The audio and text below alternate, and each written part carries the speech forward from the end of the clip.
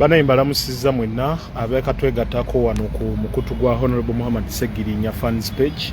Nze Mr. Kawempe mbalabuzaako nga nsinzira wano ensambya ku Ddwaliro Honorable Ssegirinya wali mu kufuna obujjanjabi mu kaseera kano.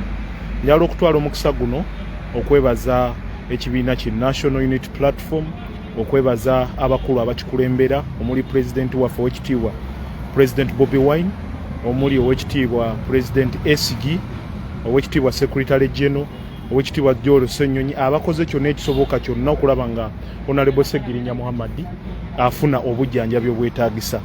Mu kaseera kano wakati Honorable Ssegirinya Muhammad ng'afuna obujjanjabi obwetaagisa, tufunyeemu challenge ngaffe abakulembeze oba abalinaanye Honorable Muhammad Ssegirinya. Ekisooka kye kino wammanga, abakulembeze abali entitled okufuna ebifaananyi, kino njagala kiteeka kiriya basebo ne bannyabo, kubanga nze Mr. Kawempe nina obuvunaanyizibwa bungi nnyo era bunene nnyo obw'okukwasaganya, kubanga mukama wange Honorable Ssegirinya Muhammad wali mu kufuna obujjanjabi, ate nina emirimu emirala egy'enkizo gye nina okubeera nti oba oli awo nkwasaganya muganda waffe asobola okubeera nti afuna eddembe lye ery'obwebange, naddala mukimanyi bulungi nnyo nti passport bagikwata. Passport abasajja bagiremera bagirina, so tuteddeyo nnyo buli ekisoboka kyonna okulaba nga passport emuddizibwa atwalibwe emitala w'amayanja afune obujjanjabi obusinga kaawo. Naye wakati mu mbeera eyo Mr. Kawempe nga nkwasaganye guno na guno, waliwo bannakigwanyizi abajja okulaba ku Honorable Ssegirinya nga balina intentions endala, kubanga gwe ng'omuntu twagala tukkirize nti Honorable Ssegirinya Muhammad omumanyi era embeera mwali mugimanyi bulungi nnyo nti musajja mukosefu muuko era musajja ali mu kufuna bujjanjabi. Naye gwe n'ogenda ne kamera yo ensiiwuufu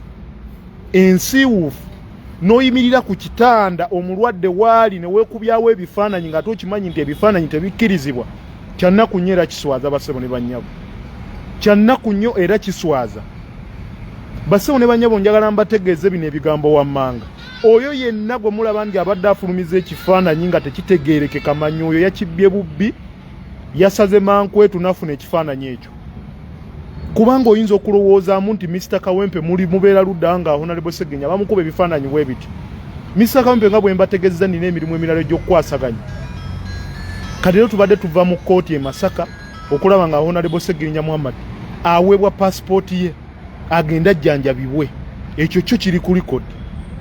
Okitegeera, naye mu kutuuka wano ebifaananyi abasajja bakuba ebifaananyi bakuba kiri basebo ne bannyabo, njagala okukiteeka ku record. Abalina okukuba ebifaananyi abali entitled okukuba ebifaananyi alyo balinga babale. Kuno kuliko President ow'ekitiibwa President Bobi Wine, kuliko ow'ekitiibwa Ssegirinya, kuliko ow'ekitiibwa Ddwaliro n'ababaka ba Parliament ab'enkizo in line. Ow'ekitiibwa Rope ali entitled okukuba ekifaananyi kubanga aba alina okubawa update ku bulwadde bwa Honorable Ssegirinya Muhammad, kubanga abantu bangi nnyo mubise. Abantu bangi nnyo mubise Honorable Ssegirinya Muhammad mu by'ekisibo. Abantu tufunye complaints ez'enjawulo nga ziva mu koona ez'enjawulo, all angles of the world, all angles, different people calling us, different people calling me. Why are you releasing photos of Honorable Ssegirinya Muhammad? Basebo ne bannyabo, siri part of that saga. I'm not part of that saga. Omuntu yenna ng'ozze okulaba Honorable Ssegirinya Muhammad, bannaye respect yourself. Tukimanyi bulungi nnyo nti Honorable Ssegirinya Muhammad muntu w'abantu.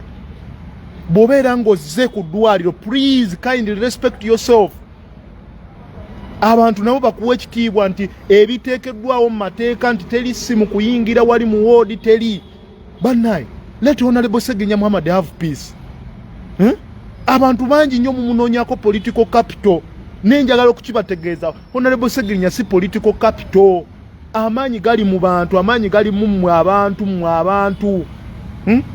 N'olaba oli n'ajja ku kitanda n'abula n'okulinnya ku kitanda Honorable Ssegirinya kwali ne yeekubya ekifaananyi, kigasa ki basebo ne bannyabo? Basebo ne bannyabo, we are responsible leaders. Tetwagala kudimininga kifaananyi kya mukulembeze waffe Honorable Ssegirinya Muhammad.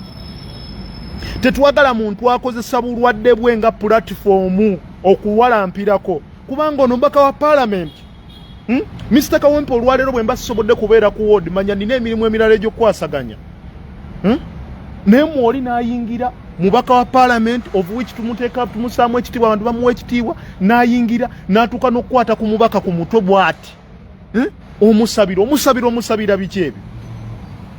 Olw'okuba oyagala ebifaananyi, olw'okuba oyagala n'abantu balabe birala nnyo. Baganda baffe to respecting. Let's try to respect leaders. Respect kitwale nti kintu kikulu nnyo. Anita Among, Right Honorable Speaker, yabadde entitled okujja wano okufunawo ekifaananyi kubanga mukama we at Parliament is the Speaker of Parliament. Mukama we Oweekitiibwa President Bobi Wine bw'ajja ali entitled kubanga atono mukama we yamuwa kadi y'amanyi g'abantu okulaba nti ayingira Parliament.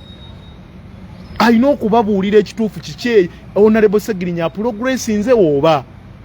Oweekitiibwa Esigi, Oweekitiibwa Joel Ssennyonyi njagala okwebaza abaddewo wano. Era bw'otunuulira ku kifaananyi ky'Oweekitiibwa Joel Ssennyonyi atudde politely ne banyuma ne Honorable Ssegirinya ekifaananyi ne kibakubibwa. Kubanga alina ensonga z'alina okunyonyola ng'omwogezi w'ekibiina. Ekifaananyi ekirungi ennyo. Niye oli najja ne katooki ke, najja n'essimu nga erimu black and white, tesobola kuba kifaananyi, ne mukuba omubaka mu ngeri bwetu. Ne mutyoboola omubaka mu ngeri bwetu. So ffe ngaffe abakulembeze tukivumirira nnyo mmanyi nti eriyo abagenda okunnuma nti lwaki okozesezza omukutu guno okuvoola abakulembeze. Tukivumirira. This is the only platform gye tulina okukozesa okubeera nga tuvumirira ebikolwa ng'ebyo. Kale kikyamu nnyo abakulembeze abajja ne mutandika okwekubya ebifaananyi ebitategeerekeka. Ennaku zino simanyi lwaki abalwadde tubatwala ng'ebitategeerekeka. Omukulembeze nga Honorable Ssegirinya Muhammad bwe bukya enkya ku makya nti ali wano.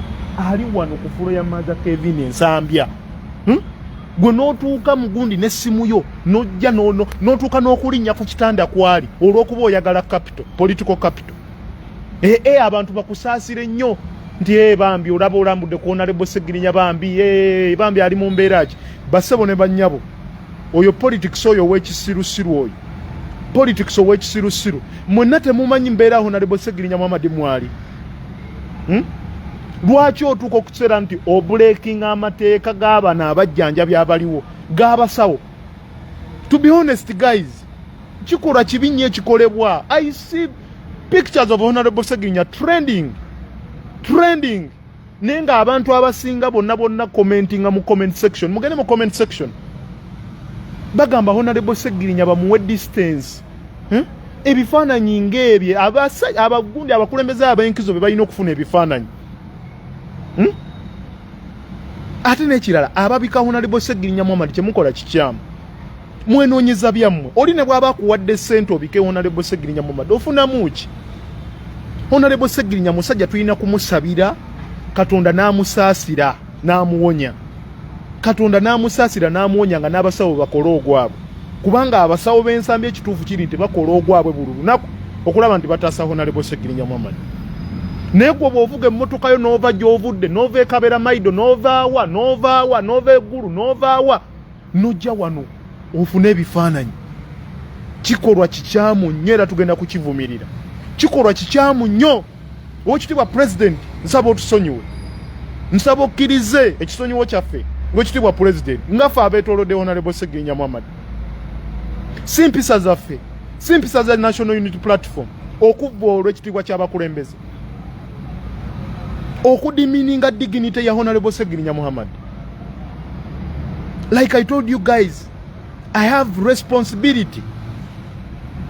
Leero mbadde Masaka okulaba nga Honorable Ssegirinya Muhammad aweebwa passport. Naye okutuuka wano okugenda ku social media nga ebifaananyi bitrendinga naye ate nga abakulembeze betumanyi bulungi nnyo betugamba nti omuntu oba oli awo bali respectable. Nene weesanga ng'akozesezza essimu etategeerekeka okuba ekifaananyi ekitategeerekeka ekidimininga omukulembeze waffe. Ekyo kikyamu nnyo. Era tukonda eminga bassebo ne bannyabo.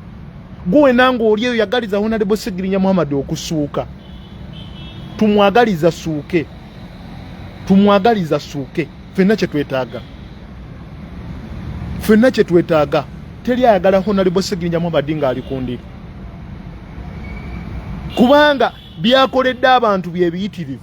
omutima gwe n'ebikolwa bye byonna byakoze mu struggle tumwagala abeerewo okulaba tulu mu Uganda empya buli omu gyafulubanira nga waali Honorable Ssegirinya Muhammad. So tumusabire naye live video eno ngikoledde abantu abo bannakigwanyiza abajja okudimininga image ya Honorable Ssegirinya Muhammad. Oli naakuba ekifaananyi ng'alaba embeera Honorable Ssegirinya Muhammad gyalimu si nnungi. Naakuba ekifaananyi n'akwata ku mutwe najja ayala obuli najja akola ata bane respect tunaatera okuva wano nga tulwanye basebo ne banya owekitibwa president nsaba onsonyiwe manye ebintu bino obiraba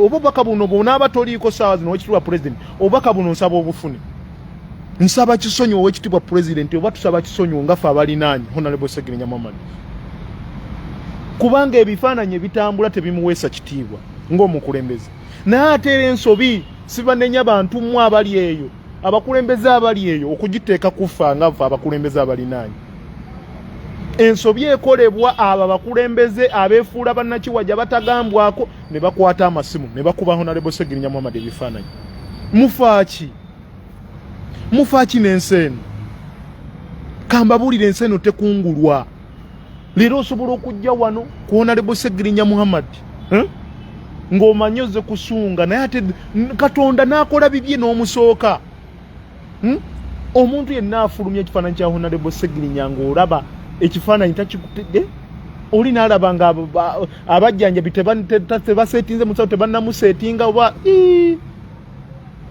basajja mmwe siri basonyiwa basajja mmwe Katonda abasaakisire basajja mmwe Katonda abasaasire abakola ebintu ng'ebyo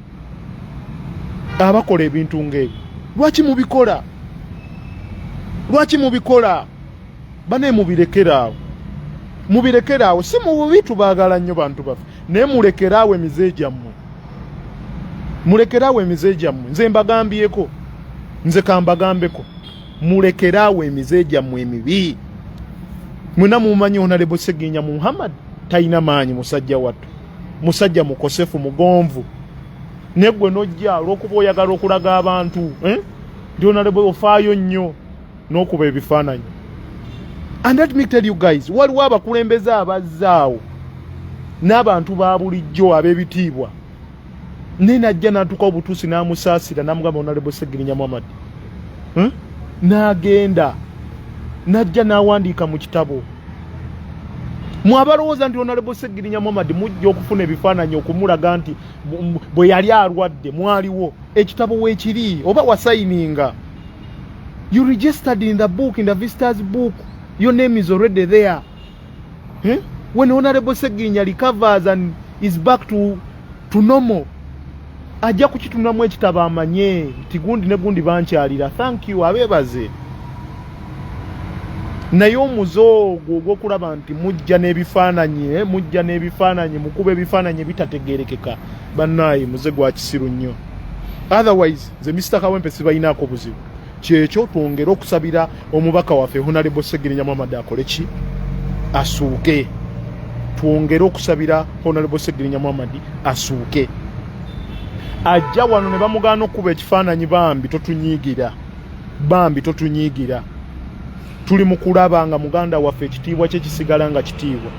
Mutuuse okumukuba ebifaananyi ng'ali bute. Mutuuse okumukuba ebifaananyi ng'ali bwereere olw'okuba mwagala ebifaananyi. Basebo ne bannyabo. Ensonga y'ebifaananyi nkulu nnyo. Abajja nga bakulembeze nga bankizo.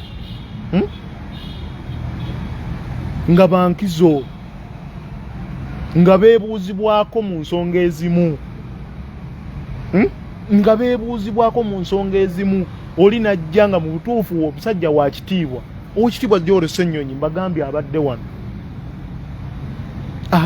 owekitiibwa Gyole Ssenyonyi. Ne njagala ogerageranya ekifaananyi ky'owekitiibwa Gyole Ssenyonyi n'ebifaananyi by'abalala. Atudde omusajja entebe emuweereddwa owekitiibwa Gyole Ssenyonyi ne boogera n'omukulembeze ne bawayaamu n'amuzaamu essuubi era owekitiibwa gy'olwo njagala okwebaza essaala gy'owadde Honorable Ssegirinya Muhammad n'essuubi ly'omuwadde ekyo nakyo kikulu ekifaananyi ne kimuweebwa n'akubibwa ekifaananyi kubanga oyo wankizo spokesperson wa kibiina of which Honorable Ssegirinya Muhammad ali under National Unity Platform kyekibiina mwali naye kati gwava gyavudde tetugaana bane tetugaana we don't restrict visitors we don't ero yavaayo n'agamba nti bataddewo restrictions no we don't restrict visitors we don't oyo yenna awulira ng'ayagala kulambula goberera amateeka ge bagamba gagoberere bulungi tugenda kuba mikwano gyo naye ensonga ya privacy nkulu nnyo mumpulirize bulungi ensonga ya privacy nkulu nnyo olw'okuba mwagala ebifaananyi kugamba privacy yo mwagisuuliridde ffe mutuyita bazolo we are not stupid obwongo bukola n'olw'okubeera nti bambi musangawo maama tabimanyi bambi olw'okuba mutuukira mu kusaasira maama tabimanyi naye ono mukulembeze Honorable Ssegirinya mukulembeze so tuwewe ekitiibwa okitege tuwewe ekitiibwa Honorable Ssegirinya Muhammad naye yeewadde ekitiibwa singa kati yali ku live video eno muganda wange singa Honorable Ssegirinya yali ku live video eno ng'ababuulira embeera mwali naye kamera zonna twazikola ki twazimuggyako era nsuubira nti nammwe gundi updates okuzibawa wano okujja nga kisusse so baganda bange twagala okutambula awamu tubeere wamu tukolaganire wamu naye nammwe tujja kukolaganira wamu nga nammwe mugoberera ebyo guidelines zetutaddewo otherwise ffe tutuyina buzibu na muntu yenna naye obuzibu buli ku bifaananyi vidiyo munaatera muwe oli najja n'akwata ku mutwe mu kifaananyi ku mutwe baganda bange bameka abakkiriziganya nange ku nsonga eno nga sinnavaako bameka abakkiriziganya nange ku nsonga eno njagala owandiike quick recovery Honorable Ssegirinya I agree with you Mr. Kawempe nsonga gy'oleeserera mu ddiiro abakkiriziganya nange njagala muwandiike wano mu comment section mujje nga muwandiika Mr. Kawempe tukkiriziganya naawe ensonga ya privacy nkulu nnyo ono agambye lwaki Honorable Ssegirinya tava mu kamera twazimugjamu yensonga lwaki ondaba nze ndi mu kamera Honorable Ssegirinya omulaba mu kamera and I'm outside ku wano omugundi wano mu parking area ey'eddwaliro wendi mu kuweerereza naye nange nandibadde ngikolera wali ku mulwadde naye olw'okuba nti ninamu wano kichwekola mwenna abawandiika abakkiriziganya nange mugambe nti Mr. Kawempe point clear oba I agree with you tugende nakyo mu maaso kubanga ffe we are after saving Honorable Ssegirinya Muhammad naye wakati mu kumusavinga privacy erina okuba waggulu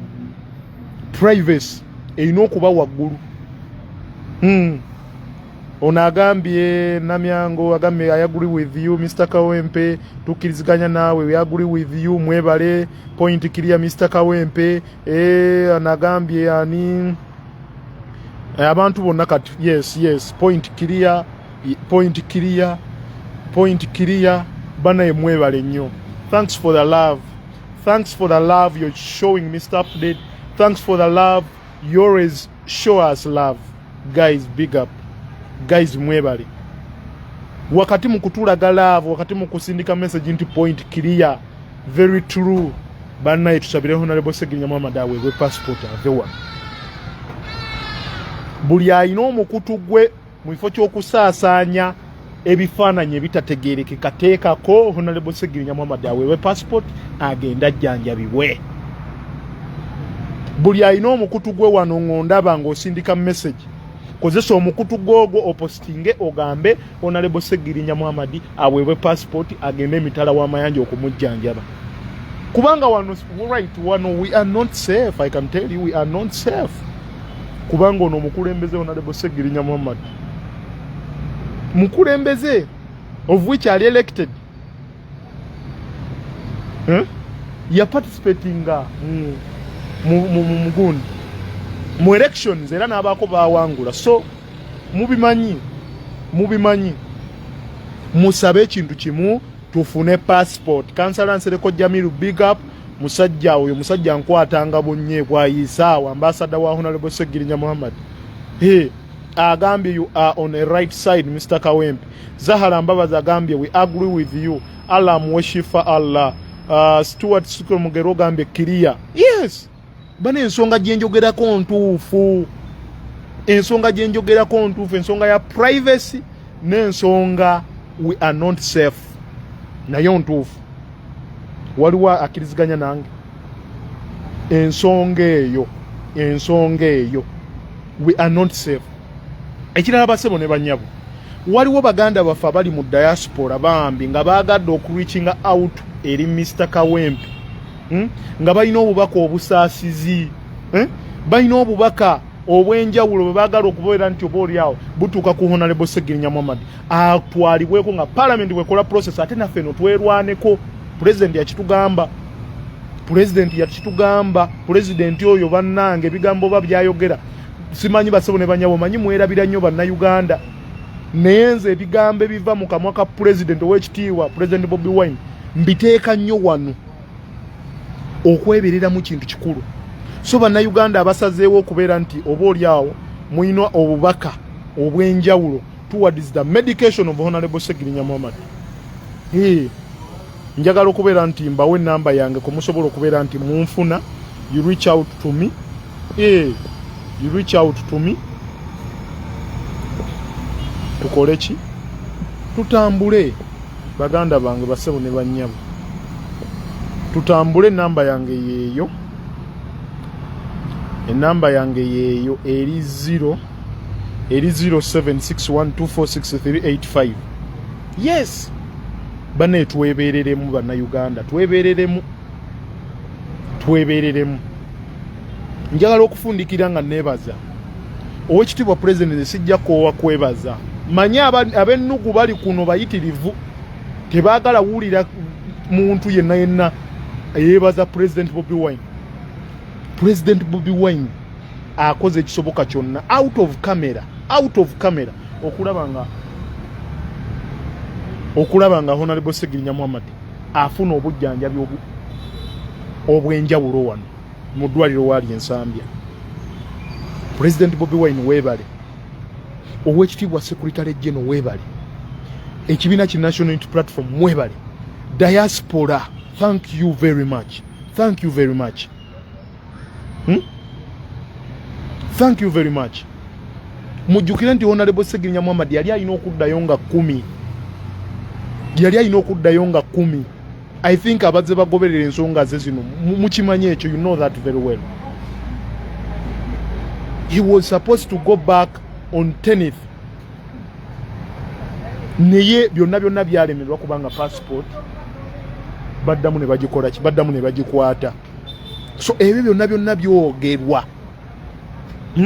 Abaka ba parliament bakola ogwabwe ogw'okulaba nti Honorable Ssegirinya Muhammad aweebwa passport nga bakulembeddwamu Owekitiibwa Mathias Mpuuga Nsamba. Respect Owekitiibwa Mathias Mpuuga Nsamba, respect. Abali ku Facebook kuno mukamunsaliremu mukamunsindikire, respect Owekitiibwa Mathias Mpuuga Nsamba. Oplayinze party era nakati okyaplaying. As the leader of opposition, you have done your part. You have played your role. Mr. Kawempe, I appreciate where necessary. Thank you, Right Honorable Leader of Opposition, Mathias Mpuuga Nsamba. for your continuous support, for the role you're playing in Parliament. We thank you. Sigala ku mwoyo ogwo gwennyini ogwa Mafaya Simpuga Nsamba. Sigala ku mwoyo ogwo gwennyini ogw'ekitiibwa Mafaya Simpuga Nsamba. Basebo ne bannyabo, njagala okubeerekereza basebo ne bannyabo naye ng'ekituufu musabire Honorable Ssegirinya. Musabire Honorable Ssegirinya. Nkiddamu ngamba sibo. Musabire Honorable Ssegirinya Muhammad. Omanyi abamu mwali mubitwala nga bya lubalaata. Ne mubitwala slightly. Olw'okuba nti mumanyi that Honorable Ssegirinya Mr. Update. Olw'okuba nti mwali mumanyi Mr. Update wamuli. Ne mwerabira Mr. Up, mwerabira Honorable Ssegirinya Muhammad the leader. Ne mwerabira Honorable Ssegirinya Muhammad. Ne mwerabira Ssegirinya Muhammad the father. Nti alina family. Naye alwala ng'abantu abalala. This time round Bannayuganda twegatte tuwishinge Honorable Ssegirinya Muhammad. Ne mwebale kuyimirirawo naffe. May God bless you. May God bless our president. May God bless you all Ugandans. May God bless you. I love you. Mr. Kawempe. Till next time.